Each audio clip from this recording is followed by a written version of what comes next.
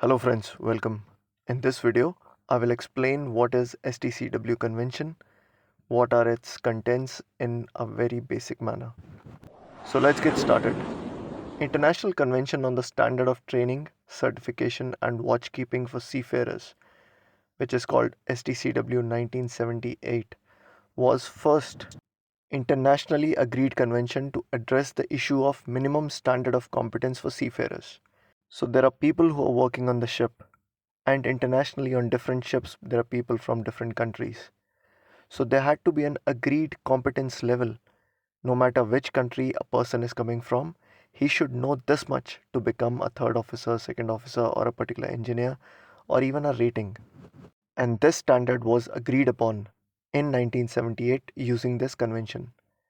Then in 1995, the Stcw convention was completely revised and updated to clarify the standard of competence required and provide effective mechanism for the enforcement of its provisions. Thus, Stcw convention covers everything from training, certification, watchkeeping for seafarers internationally. Now let's understand how it does that. And before I move ahead, it is important to understand that this convention does not deal with the manning level of the ship. It only deals with the competency level. Manning level of a ship is determined by the minimum safe manning document, which is issued by the flag state, and that specifies how many deck officers, engineers, and ratings are required for a particular ship.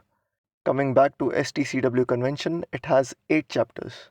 Chapter 1, as usual, is general provisions, which includes a list of definitions, terms used in the annex. Then chapter 2 starts with the deck department. The regulation in this chapter includes the mandatory minimum requirements for certification of master, chief mate, officer in charge of navigational watch, and for the certification of deck rating forming part of a navigational watch. The competency level is specified in chapter 2 of Code A.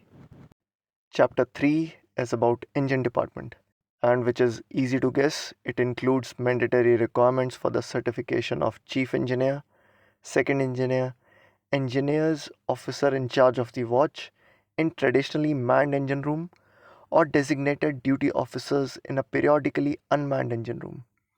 Requirements to ensure that the continued performance and updating of knowledge for engineer officers, mandatory minimum requirement for rating forming part of an engine room watch is also covered under this. Then finally, the competency level is specified in Chapter 2, Part A of the code. When I say Code A, I'm talking about the Stcw code, which has a mandatory requirement and a recommended requirement. And I will follow up on all those details in the next video. Then coming to Chapter 4, it's about the radio department. Chapter 5 is about special training for personnel on certain types of ships. This chapter gives additional training required to work on an oil tanker, chemical tanker, gas carrier. It has also covered the additional training requirement to work on passenger vessels. Then chapter 6 talks about the emergency occupational safety, medical care and survival functions, basic safety training and instructions for all seafarers. Further mandatory minimum requirements for issuance of certificates of proficiency in survival craft, rescue boat and fast rescue boats. Mandatory requirements for training in advanced firefighting and mandatory minimum requirement to medical first aid and medical care. So as you know, even if you go for training on board a ship as a cadet, you do 5 basic courses of Stcw, which are related to your emergencies. And as your competency level increases when you become second mate or fourth engineer or third engineer, then you need to do further advanced courses related to emergencies and occupational safety. And all that is a requirement of Chapter 6 of Stcw Convention. Then Chapter 7 is Alternative Certification. Regulation regarding alternative certification, also known as functional operation. This involves enabling crew to gain training and certification in various departments of seafaring rather than being confined to one branch, such as deck or engine room, for their entire career. Explanation. Chapter 7 deals with Polyvalent courses, deck and engine courses. An officer gets certificate of competency for deck officers and engineer officers. I know this chapter sounds a bit confusing to many of you, but there have been many courses done in the past, like dual cadet of the Mosque, who had done training for both engine and deck, and I'm one of them. So that particular special provisions alternative certification is covered under chapter 7. And finally, coming to the last chapter, watchkeeping. Measures were introduced for watchkeeping personnel to prevent fatigue. It gives guidance in watchkeeping at sea and in port. Now it's time for a quick recap and easy to remember sequence. So the contents of any convention as usual starts with chapter 1 as general. Then chapter 2, in this case, you go on a ship. First thing that you do is you meet the master and his department. So chapter 2 is about master and deck department, which also includes the rating who participate in the navigational watchkeeping. Chapter 3 covers the engine room. So after meeting the master, you meet the chief engineer, second engineer, and engine department. And now that you have met two major departments, you feel like calling home. So what do you use? You go to the radio room.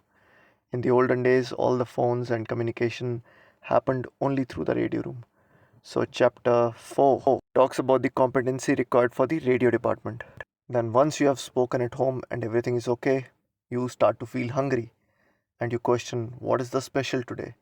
And the answer is there's nothing special because this is an oil tanker. We have been sailing on a bad route for a very long time and there are not much of provisions, so you have to settle for blah blah.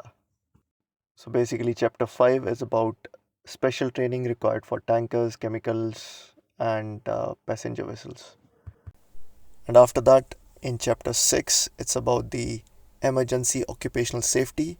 So your route on normal ship is after you have eaten your food, you get familiarized with the ship's equipment and normal training. So that should remind you of chapter 6 and your normal training that is required to be on the ship. Chapter 7 covers the alternative certification, which is not a very popular concept now. So you can say that 7 has sent the concept to heaven. So that way you can remember. And finally, chapter 8 is about watchkeeping. So you know how important watchkeeping is at sea. So how to prevent fatigue for the watchkeepers, it is covered in chapter 8. In the next video, I will cover the Stcw code. I hope this was a useful video for you. If you have any feedback, suggestion or comment, then please do write down below. All the best for exams, and as always, thank you for watching.